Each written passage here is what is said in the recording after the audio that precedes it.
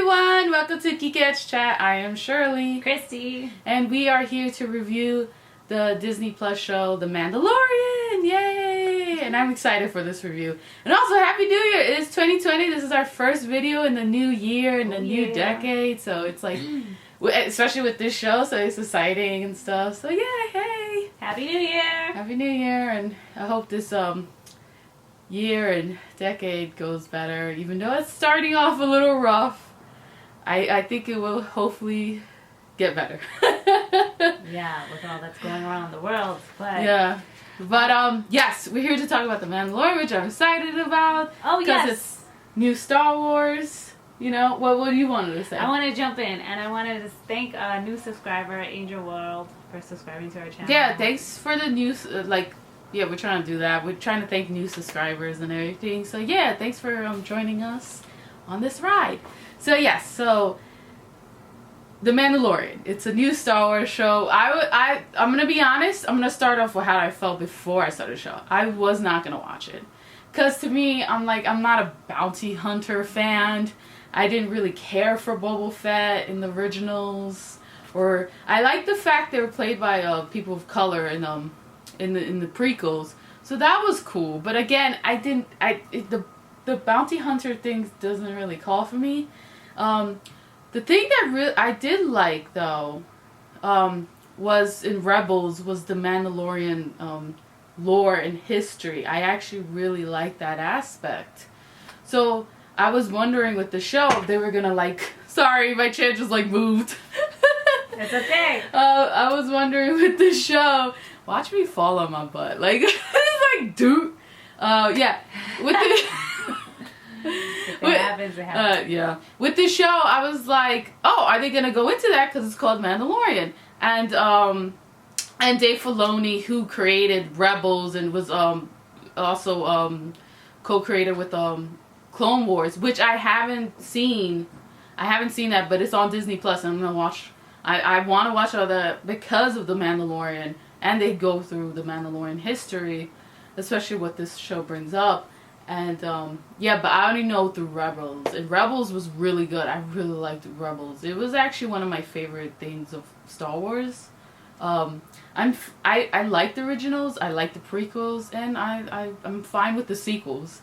I like them too. I mean, but yeah, the Mandalorian, the history in the Rebels was great. So I was like, okay. So I was like, alright, but the thing that caught me, of course, was the memes with Baby Yoda. Let's not play. The Baby Yoda memes was the thing that was like, hold up a second. I'm going to check out this show. Because I was like, wait a second. Is this show about a single space dad taking care of this baby Yoda in space? I was like, I'm in. I love that trope. I'm sorry, I just love it.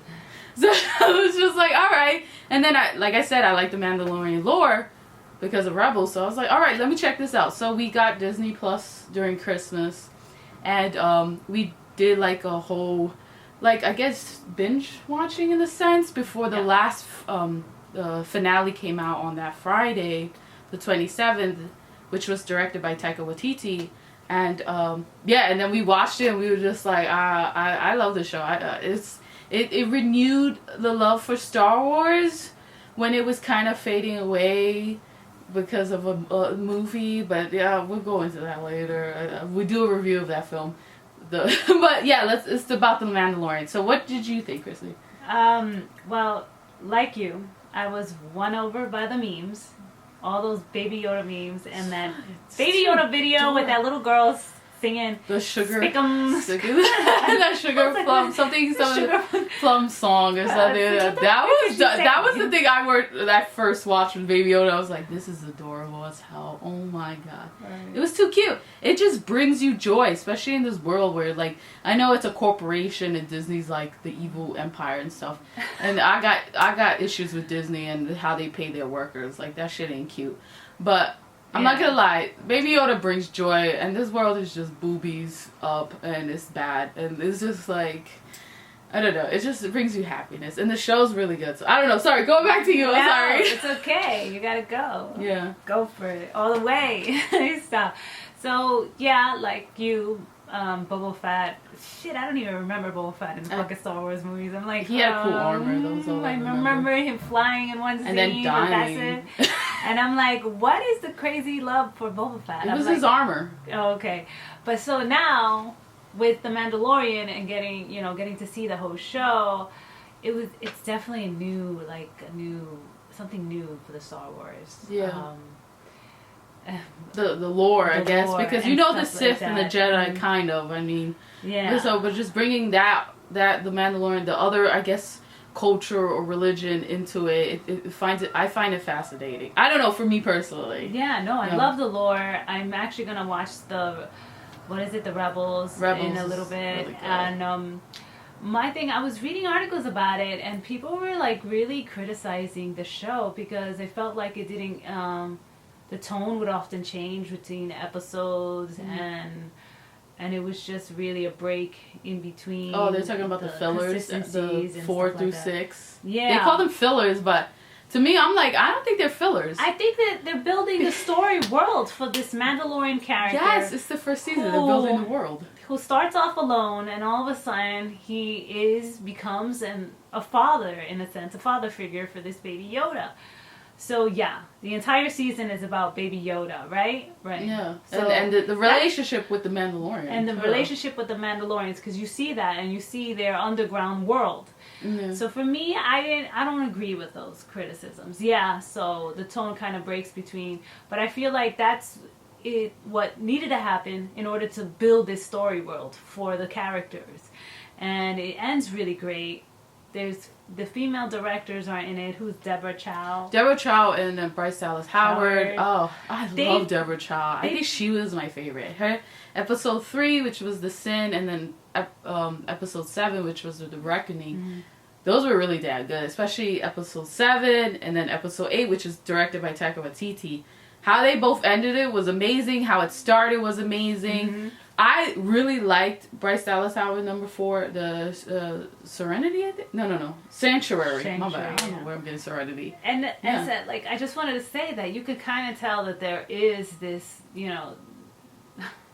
not to sound really like cliche or female touch to the project, to the actual episode. Especially with that but episode. It makes the quality of the show so much more connective, as in there is definitely emotional scenes in these shots that are just like, I don't know, you can tell the difference between the male and the female directors, and I felt like more connected to the episodes that were done by female characters. And then Taika Waititi's episode, we could tell like he has a certain style, like it's kind of like a little humorous, and I think that he didn't go too humorous on this episode, which I'm happy about, which was really good. But there was these things that you could kind of tell that this is Taika Waititi, especially something like ridiculous as in the stormtrooper hitting Baby Yoda, or the one chatting, which is funny because you don't see that aspect in Star Wars, the back and forth of them just chatting, waiting to get orders and stuff. Yeah, like that was funny. You could tell that was him.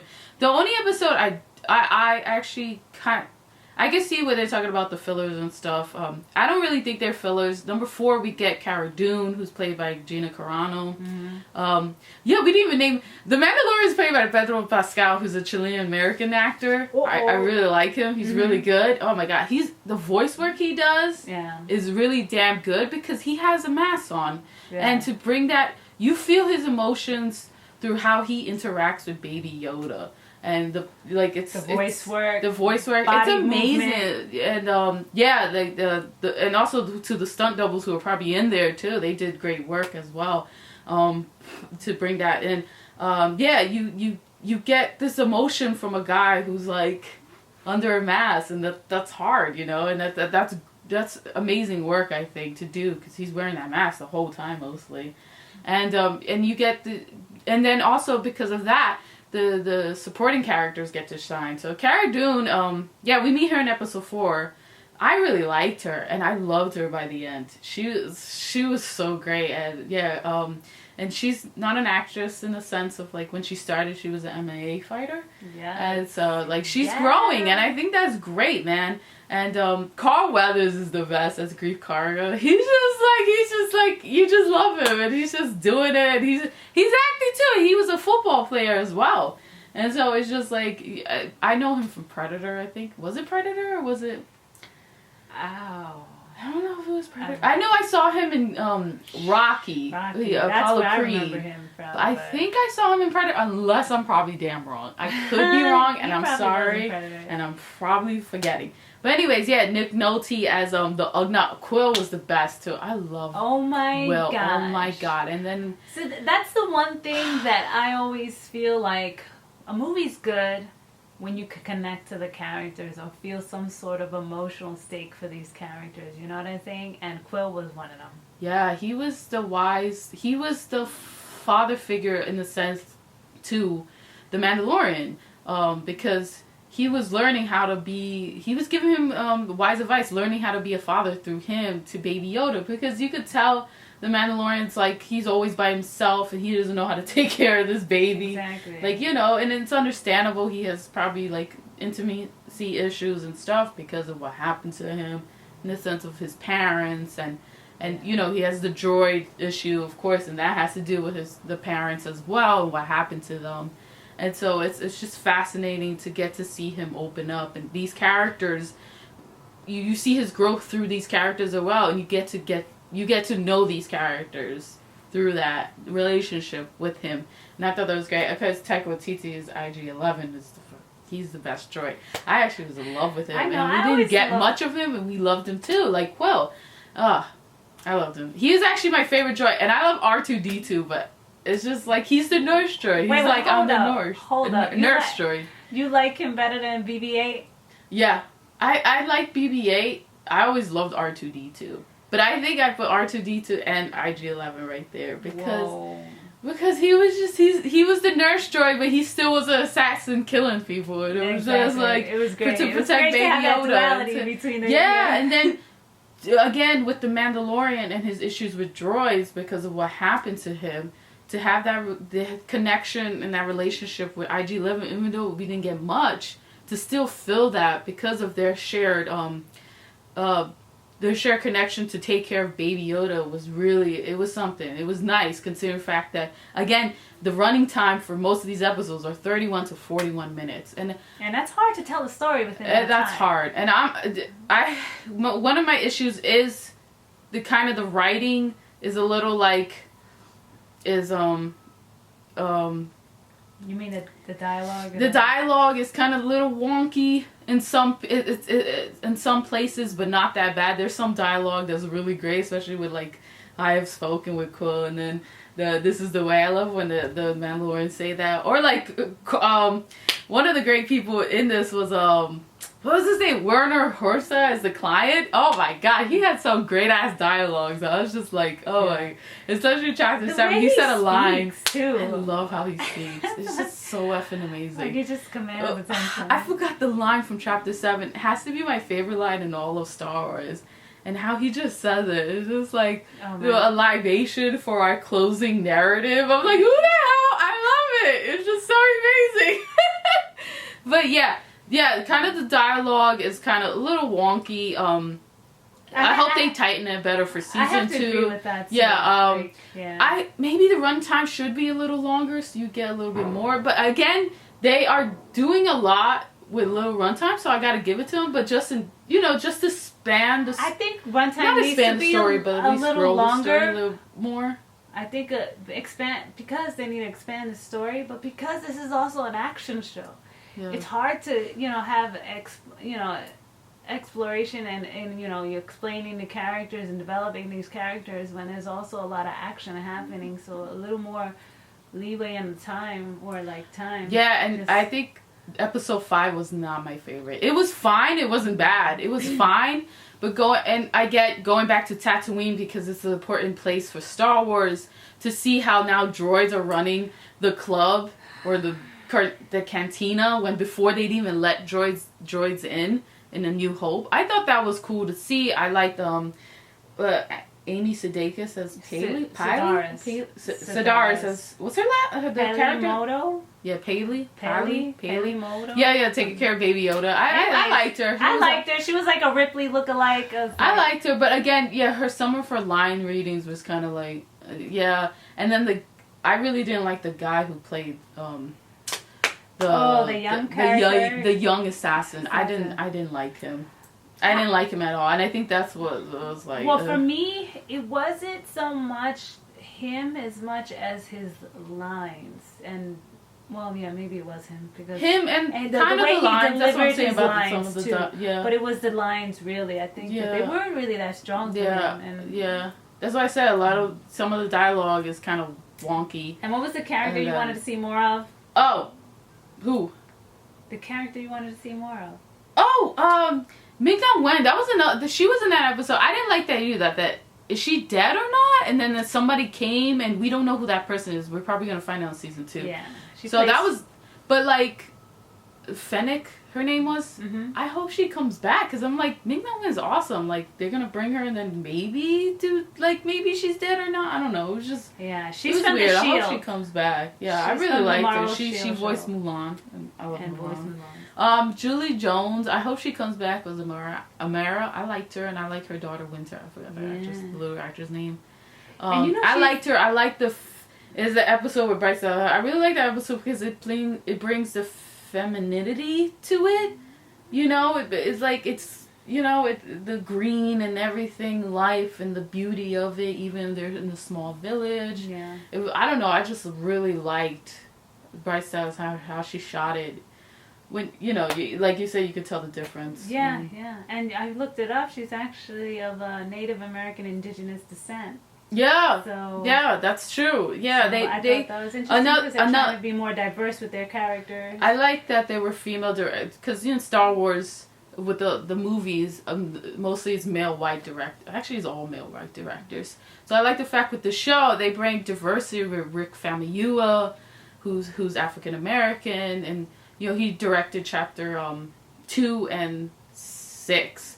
I really like 6 because it kind of felt like a horror movie. He wrote that too, actually co-wrote it. And I like chapter 2 because you see, it's called The Child, with him and Baby Yoda and how they're just trying to like coexist, and him with the Jawas, and they're taking a ship. It's a small story, but the story when they get the Mudhorn is important to the overall story because that is what gets them together. You see Baby Yoda's powers. So I thought that was interesting. Mm-hmm. So I really love that episode too. And Taika Waititi, Deborah Chow, Dave Filoni.